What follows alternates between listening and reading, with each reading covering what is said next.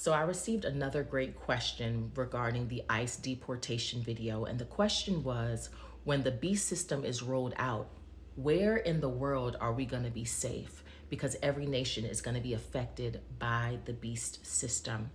What I would like for you all to do in this hour is I want you to take a mental note of every country that resisted the COVID-19 vaccination.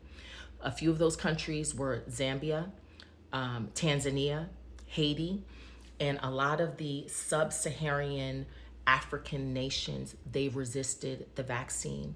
And a few of those that did receive it, right? Like I know Ghana was one of them on the list that did receive it. A lot of the people in the territory resisted it and did not bow down to it.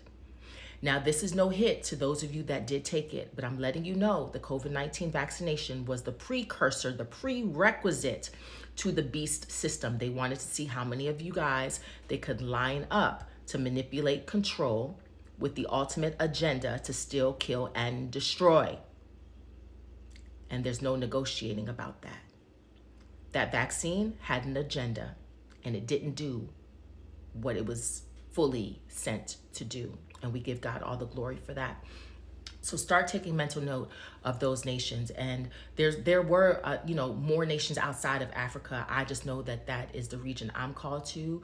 So I don't necessarily know of all of the other countries that don't necessarily align with NATO. They don't necessarily align with United Nations. They don't necessarily align with, the not the NWO, but with the WHO, the World Health Organization, okay?